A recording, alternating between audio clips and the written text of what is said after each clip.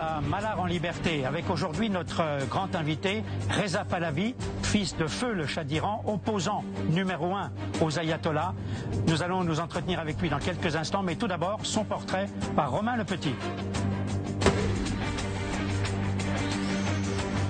Si son pays était encore une monarchie, il serait l'actuel occupant du trône d'Iran.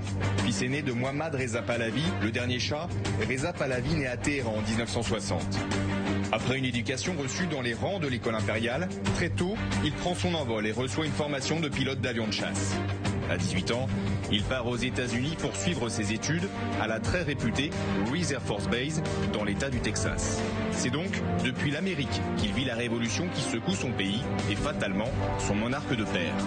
En 1979, il rejoint ses parents justement, forcés à l'exil successivement au Maroc, aux Bahamas et au Mexique.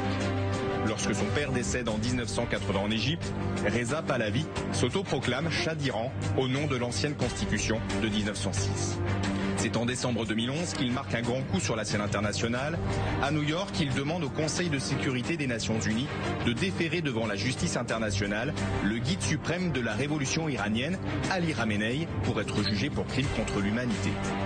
Aujourd'hui, Reza Pahlavi vit toujours en exil aux États-Unis, alors qu'en Iran, son nom est souvent scandé dans les manifestations d'opposition au régime en place.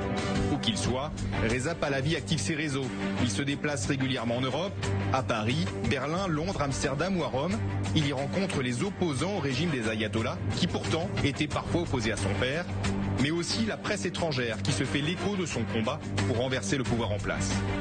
Peu importe les divergences politiques, l'important c'est qu'on se retrouve aujourd'hui tous dans la même galère, si j'ose dire. Nous avons un élément de menace commune. Nous avons tous à faire face à un ennemi commun qui s'appelle le régime islamique qui aujourd'hui règne dans notre pays. Aux États-Unis, il entretient ses relations avec la grande diaspora iranienne et diffuse des messages télévisés aux 3 500 000 Iraniens du continent nord-américain. Il a été plusieurs fois reçu au Congrès américain, lequel souhaite le questionner sur sa vision de l'Iran, ses ambitions et ses positions. Le 28 septembre dernier, il lève justement le voile sur ses intentions. Il publie sur son compte Instagram, fort d'1 700 000 abonnés, un discours solennel d'une quinzaine de minutes, un appel à la révolte. مسیر پیروزی مشخص است.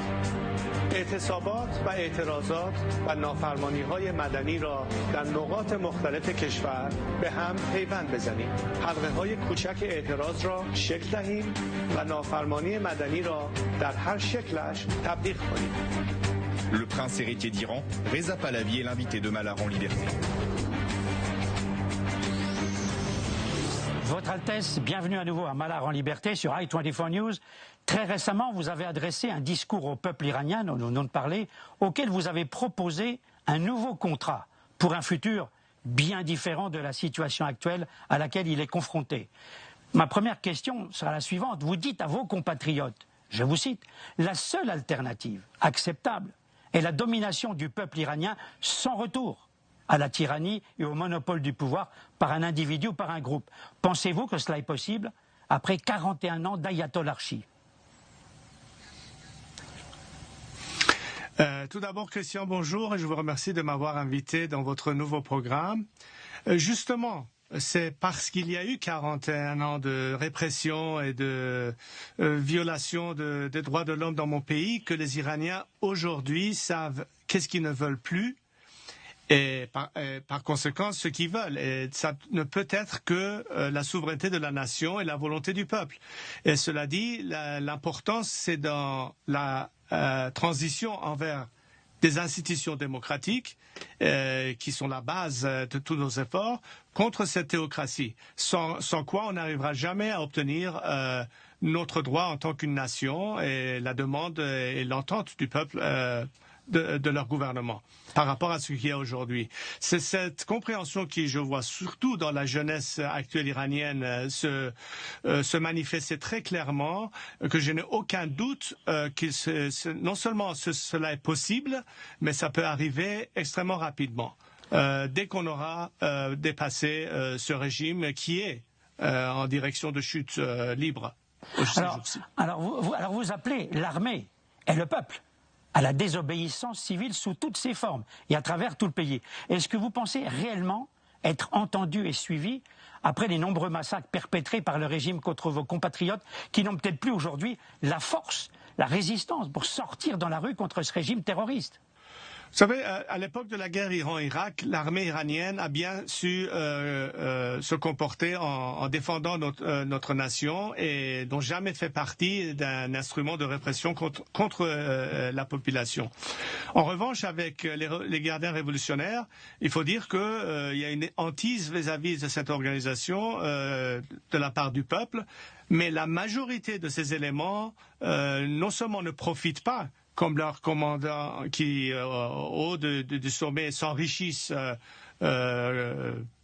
contre l'intérêt de la nation, mais qui veulent aujourd'hui sortir de cette situation. Et en fait, ils ne peuvent plus faire partie d'un navire qui est en train de couler. C'est pourquoi je reçois de plus en plus des indications et des messages, que ce soit des militaires ou par exemple des gardiens révolutionnaires, et qui veulent se rejoindre au peuple et qui veulent faire partie d'un autre avenir et non plus défendre ce régime qui ne peut plus être justifié d'une manière ou d'une autre.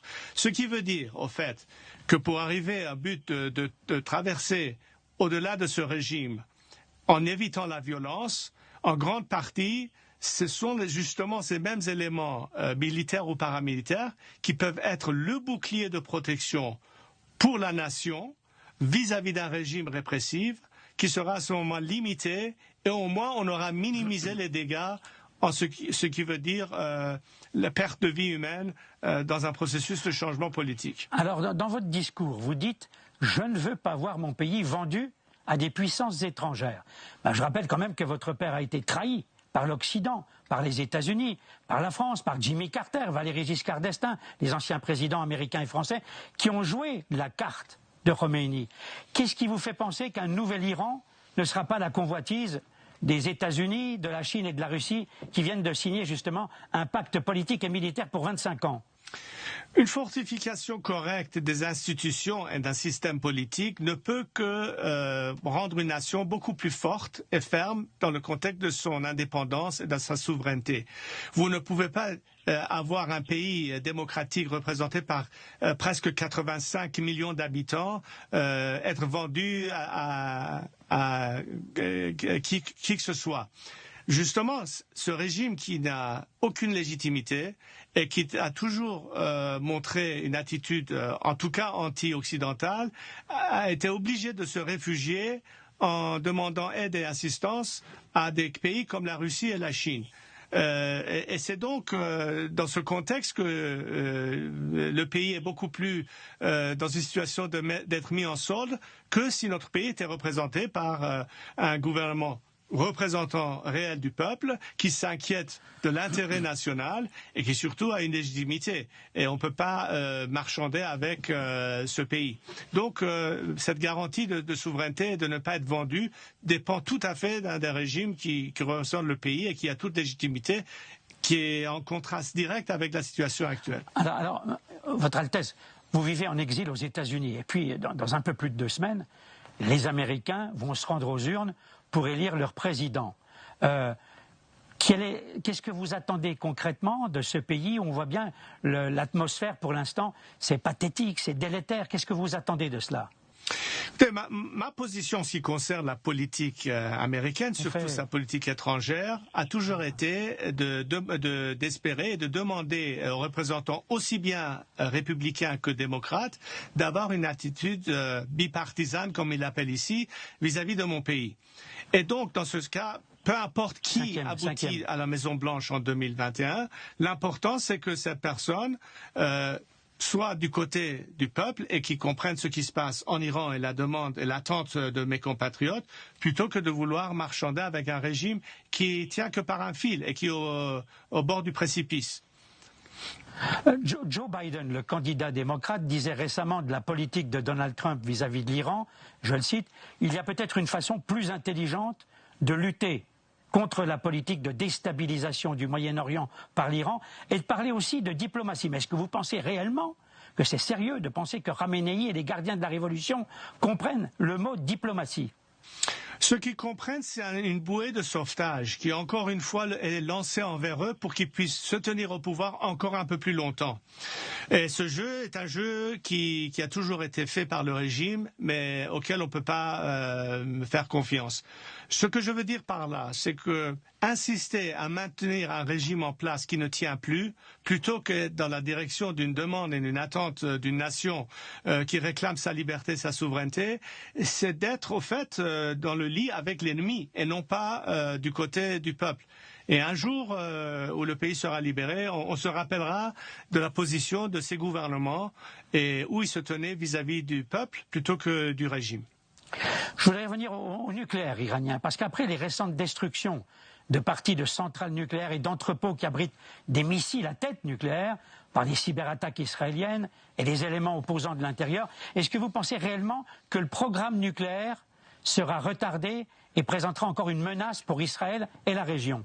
Il ne faut pas rester figé sur uniquement le programme nucléaire, il faut voir au-delà de ça. Le vrai problème, c'est le régime et sa composition et sa nature. Comme l'expression dit, c'est le doigt sur la gâchette qui est la menace, pas la gâchette elle-même. Et dans ce cas, la menace réelle, c'est un régime qui a toujours essayé de propager, pour sa propre survie, une politique de destruction, de terrorisme, de se mêler des affaires des pays voisins, d'avoir un doigt dans l'engrenage, d'utiliser ses proxys comme Hezbollah au Liban ou ailleurs pour se maintenir en place. Donc l'élément de pouvoir faire confiance à un régime qui, depuis toutes ces années, son comportement n'a pas changé à cet égard, c'est de vouloir compter encore une fois sur un système auquel on peut faire aucune confiance. Et ça ne peut que retarder un changement au détruit de l'intérêt de mes compatriotes. Parce que là, nous sommes dans le même, sur la même sphère.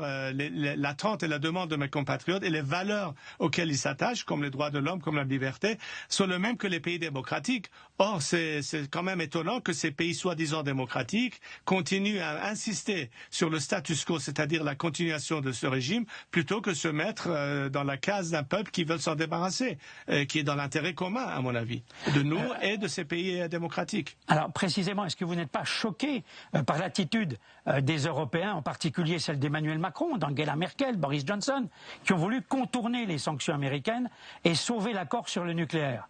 Encore une fois, je vous dis, le régime serait prêt à signer n'importe quel accord pour se maintenir au pouvoir. Mais son manque de légitimité les a forcés dans le camp des Russes et des Chinois, ce qui veut dire que, au fait, ils n'ont pas la possibilité de vraiment s'ouvrir tel qu'il le faut vis-à-vis des pays occidentaux. Sauf donc, si vous pensez à ce qu'à long terme, et je parle long terme, quel est l'intérêt stratégique des pays, surtout des pays occidentaux, c'est d'avoir un Iran libre, laïque et démocratique, plutôt qu'une théocratie qui ne fait que être un élément de répression chez nous, en Iran, et un élément qui, par la suite, force encore plus de réfugiés qui arrivent sur des pays déjà saturés. Et la nature et composition de beaucoup de ces pays occidentaux commence à changer à travers un islamisme qui se répand au-delà de notre région, même en Europe ces jours-ci. Est-ce que ceux-ci peuvent réellement être dans un intérêt stratégique de ces pays ? Même si on parle d'un élément économique, là encore une fois, il faut connaître avec qui vous faites affaire. Vous faites affaire avec un régime qui est corrompu, où vous devez d'une part ou d'une autre marchander avec des éléments des gardes révolutionnaires, ce qui veut dire un régime qui soutient le terrorisme, trafic d'êtres humains, etc. Et je me demande si les actionnaires de ces compagnies européennes seront prêts à risquer une responsabilité juridique et légale de faire affaire avec ce type de régime. C'est une question à être posée dans ces pays. Quelle est votre réaction lorsque vous apprenez que l'AIEA, c'est-à-dire l'Agence internationale de l'énergie atomique, affirme que depuis mai 2019, les Iraniens ne respectent plus du tout l'accord sur le nucléaire? Il ne faut pas être étonné, Christian. N'oublions pas que des années avant, quand on a découvert les intentions du régime à Fordo et à Natanz, ça a été découvert. Ça n'a jamais été déclaré par le régime. Ce qui veut dire qu'ils n'ont jamais été francs et il y a toujours eu un subterfuge et une façon de vouloir masquer ou dissimuler leurs vraies intentions. Il ne faut pas être étonné du tout. Mais encore une fois, il faut savoir que ce régime ferait n'importe quoi pour sa survie et il ne faut pas tomber dans ce piège. Alors, est-ce que vous diriez aujourd'hui, on passe à un autre chapitre, qu'à travers sa nouvelle politique de normalisation avec les pays du Golfe, Israël a bâti un axe fort, Israël, États-Unis, Émirats arabes unis, Arabie saoudite, pour mieux faire face à l'Iran et à ses proxys dont nous parlions tout à l'heure? La direction prise par les pays de la région du Golfe Persique aujourd'hui dans la direction du progrès et du développement indique l'attente normale et légitime de ces pays qui veulent entrer dans une ère de travailler ensemble pour le bien-être de toutes ces nations. Ce que j'appelle, si vous voulez, une alliance du progrès. C'est pas nécessairement pour être anti-Iran ou anti-régime qu'ils font ça. C'est dans leur propre intérêt. Je pense que des millions d'Iraniens voudraient très certainement faire partie de cette même alliance de progrès, plutôt que d'être sous l'égide d'un régime qui, lui, fait partie d'un axe de résistance avec ses complices en Syrie ou avec Hezbollah et qui, au fait, empêche qu'il y ait ce développement légitime et naturel dans notre région. Et au fait, si vous parlez d'être en conflit, bien sûr, cette alliance de progrès est en conflit avec un axe de résistance représenté par le régime et ses proxys. Ce qui est aujourd'hui très bien compris, non seulement en Iran même, mais en Irak, au Liban et dans tous ces pays qui, d'une manière ou d'une autre, souffrent soit directement par le régime iranien, soit indirectement par ses proxys dans notre région.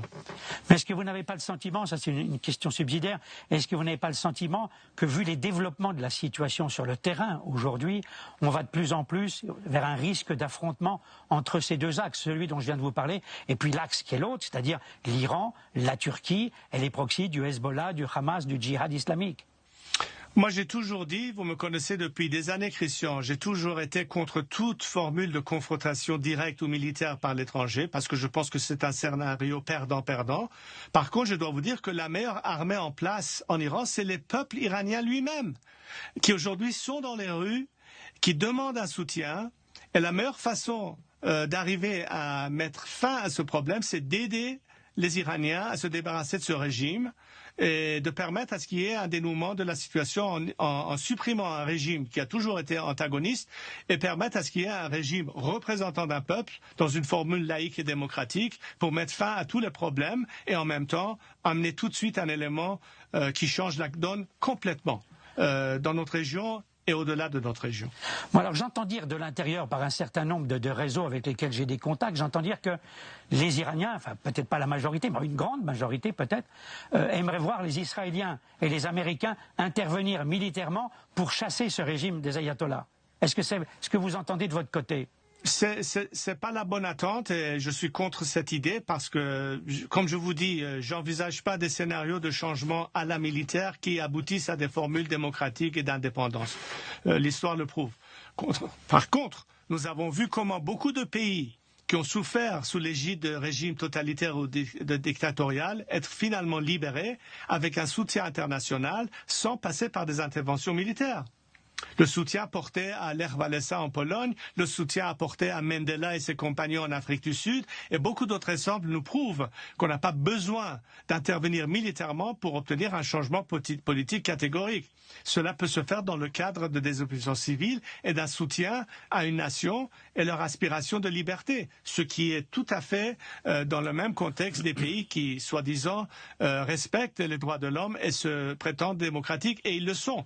Et donc, leur meilleur investissement en tant que démocratie, c'est d'aider d'autres pays à se débarrasser de leur régime. Ils sont prêts à le faire. Ils ne demandent qu'un soutien. On ne demande pas une intervention étrangère.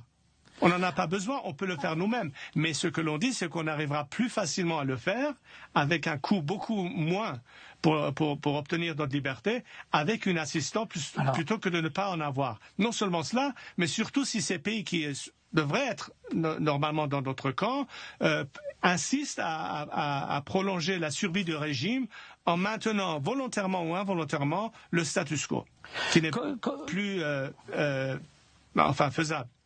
Alors, comment voyez-vous en particulier l'attitude des Russes qui ferment les yeux sur les bombardements de l'aviation israélienne, sur des cibles de l'Iran et du Hezbollah en Syrie, et puis qui, dans le même temps, entretiennent des relations étroites, qu'on le veuille ou non, avec Téhéran et la Turquie, auxquels ils livrent des missiles S-400 ?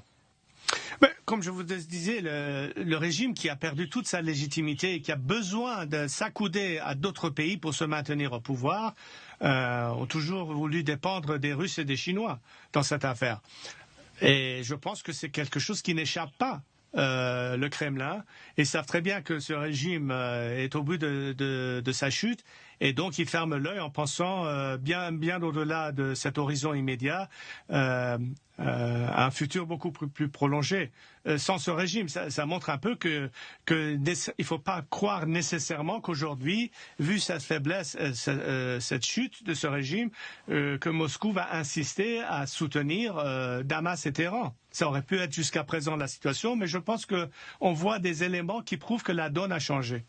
Vous pensez que Poutine peut changer? Bon, je sais bien que c'est un joueur d'échecs, comme beaucoup de Russes. C'est un grand joueur d'échecs. On l'appelle le mastermind du Kremlin. Mais est-ce que vous pensez que Poutine peut avoir un jeu particulier ou changer, avoir un revirement à un moment ou à un autre?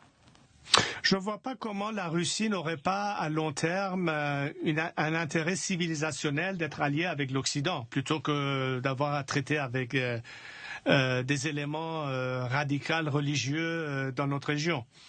Je ne vois pas la logique. Alors, on va parler de quelqu'un d'autre, un personnage qui défie la chronique aujourd'hui, qui défraie la chronique, pardon. Quel jugement vous portez sur l'attitude du président turc Erdogan, qui met au défi précisément la Russie, en Syrie, en Libye, dans le Caucase, on le voit, ainsi que les États-Unis au sein de l'OTAN, dont la Turquie est membre, et qui est un cadeau empoisonné, j'ai envie de dire. À l'époque, au milieu du XXe siècle, où mon grand-père a établi des relations extrêmement étroites et bonnes avec Atatürk en Turquie, dans une direction de modernité et de laïcité, nos pays étaient dans une direction de développement.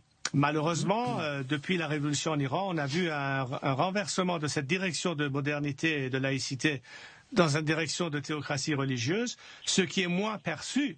C'est un reversement de cette situation en Turquie, ce qui devrait être inquiétant pour notre région quand nous voyons que c'est plutôt un soutien envers des groupes comme les frères musulmans ou le Hamas, plutôt que justement, quand on parle de cette alliance de progrès, le développement qui se passe dans le reste de notre région.